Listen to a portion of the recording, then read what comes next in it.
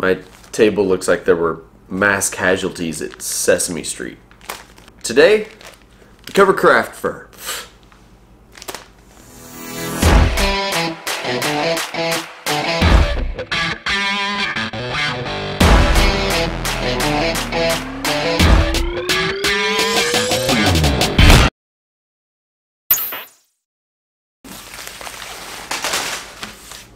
So I've been slacking a little bit on my videos. Again, my apologies. I feel like I always apologize to you guys.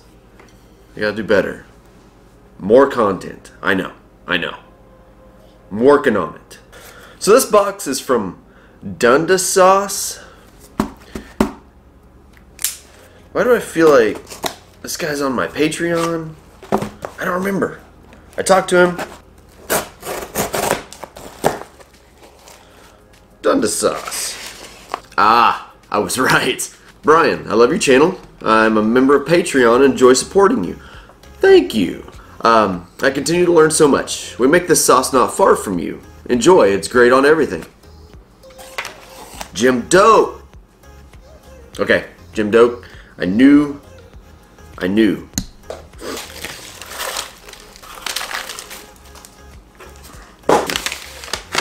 Dunda Sauce. It's a miracle you can taste. Jim, thanks for the sauce, man. Little known fact, I love to cook. Love to cook. So, yes.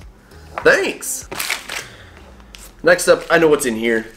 I had a little heads up that Dead Meat Customs was sending me a care package. If you're not on the Dead Meat Customs fanboy thing yet, just do it. You guys know I like stickers.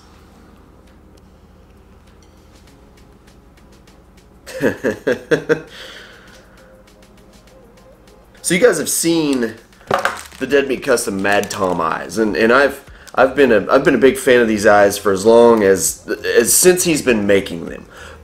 But they were always a little big.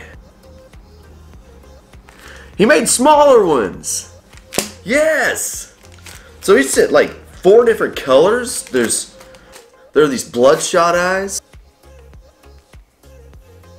These purple, blue, metallic, hologrammy. Oof. It looks like one of my go-to colors on the big eyes. Like this just straight up green, good looking eye. Oh, and then another metallic hologrammy blue. Oh, this right here is the perfect eye size for like your double deceivers and knuckleheads and all that stuff. I've begged him since he started making these, please make them smaller for fly tires, and he did. And go get some stickers too. Links below. So next up is from Tornado Anchors. You guys saw my unboxing for the Tornado Anchor. That thing's crazy. It really is. Thanks for your support over this year. The video was over the top. Thanks. It generated a ton of interest and orders. Yeah. Go check out the Tornado Anchors. They're really, really cool.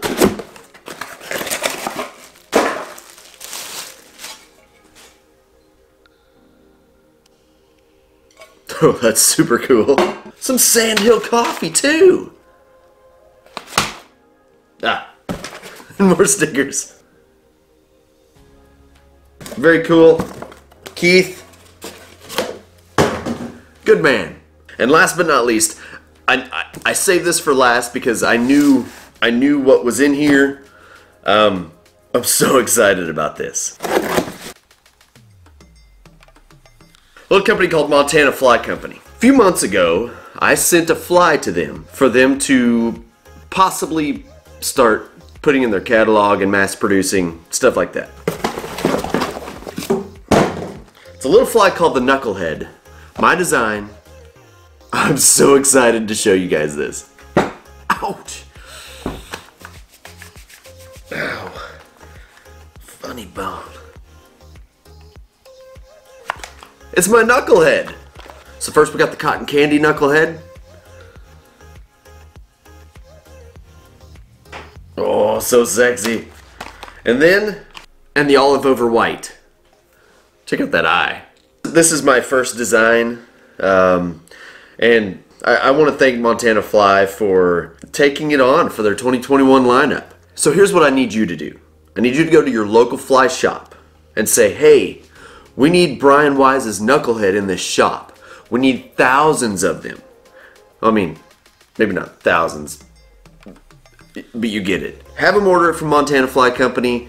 If you want to help me or Fly Fishing the Ozarks, it's the same thing. Yeah, have your local fly shop order the knucklehead. They're really, really cool. I'm pretty excited about this one. So links to all that stuff in the description of this video. Also, if you have anything you want to send me or anything like that, the address is in the description. This is fun, and again, you guys are loving this. Yeah, thank you guys. Craft fur is probably one of the most versatile products in the fly tying world. You see it in everything from freshwater patterns to saltwater patterns, big patterns to small patterns. You can use it in tons of different ways. We're going to kind of go through some of the cooler ways to use craft fur and throw one tip at you that you've probably never seen. So first of all, craft fur is 100% synthetic. It's fake.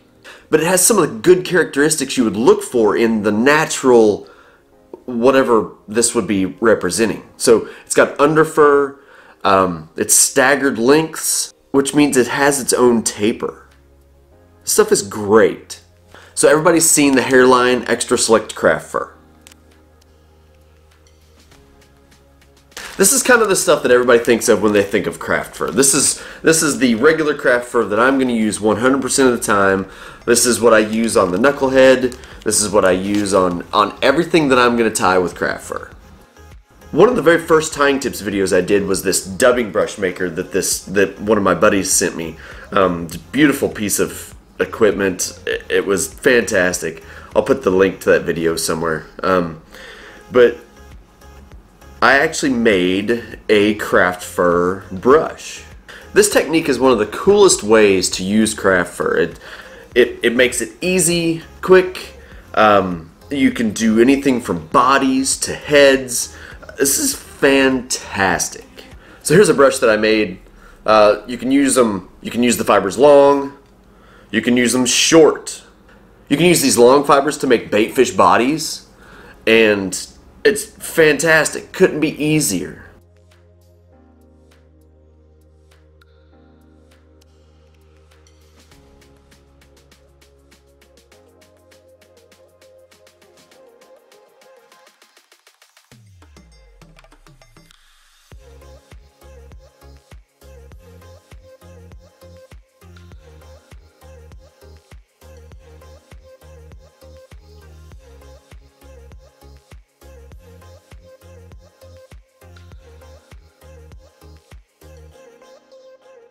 There's that Dead Meat Customs eye on it too. So again, I'll link to the video on how to make these in the description below. But yeah, it's fantastic. One of the really cool ways that I've seen to use craft fur in the last couple years is this new trend to cut Zonker strips out of craft fur. I've seen this done by a few people, and there's a few different techniques. There's a video by Dan Has the Meat Sweats, which is the greatest handle I have ever seen. But he will coat the back in like Elmer's glue, basically, to help them be just a little bit more strong, and then cut them with a razor blade.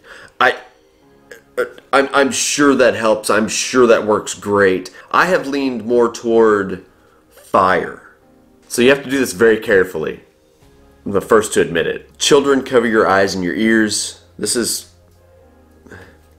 You probably shouldn't do this. If you turn the craft fur over, and on the hide side, you can just burn a little bit. Just kind of singe it. And that helps it stay pretty strong. I feel like this is going to be a video that goes viral because I burned my studio down. But I do this all the time. It's okay.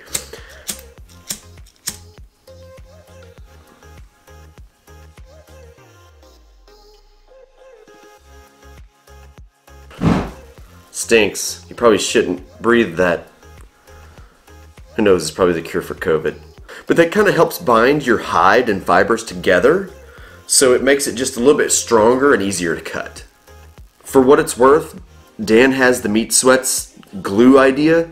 It's definitely safer.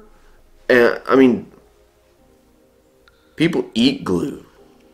I mean, I don't recommend it, but it's so burn down your studio or put some glue on your finger. Your call. Just your call. After you get that done, literally all you have to do is cut this into strips with a razor blade, and you're good to go.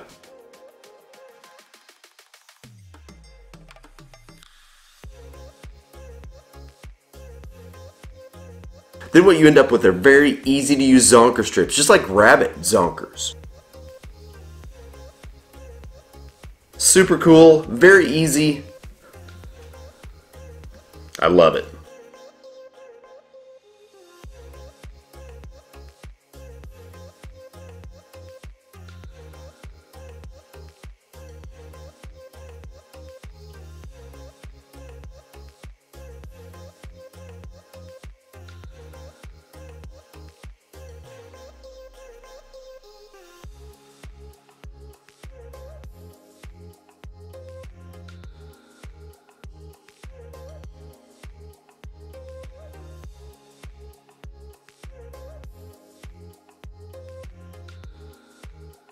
Super simple little craft fur zonker baitfish pattern.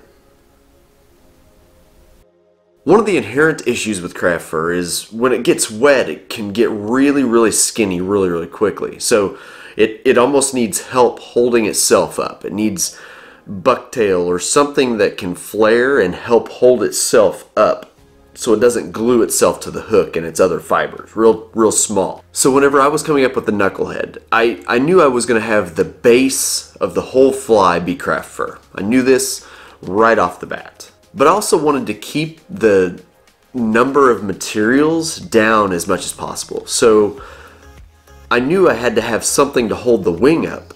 So I decided to mess with some UV resin and force the wing to stay up. So we're going to jump into that. This is probably going to be one of the cooler tips that I've given you, and definitely the cooler tip I've given you in this video. But this is something that I haven't seen a lot of people do, and yeah.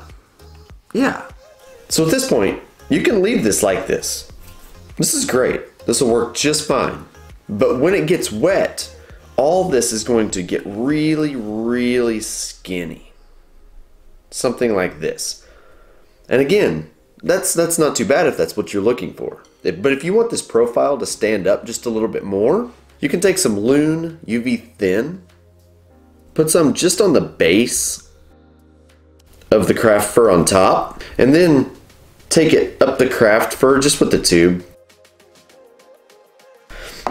So at this point, you can shape this wing to stand at whatever angle you want it to stand at. If you want it to stand like that, however you want to do it, you can shape this to do whatever you want it to do. So if you want it somewhere around there, hit it with the torch, and you immediately get more profile on this without having to use bucktail or anything else to help hold that wing up. So yeah, just like that. I finished that dude off with the Dead Meat Customs eyes too. Craft fur gets everywhere too. So if you're into tying small, medium, large baitfish patterns and you haven't tied with craft fur, go get a bunch. Because when you start, you're not going to stop. Can't stop once I start. It stings. The first person to comment and tell me what that movie quote is, I'll send you something. I don't know, something cool. Anyway, just comment, whatever. So that's about it, but thank you guys for watching. Again, I'll have links to as much stuff as I can possibly put in the description of this video. Check them out. Yeah.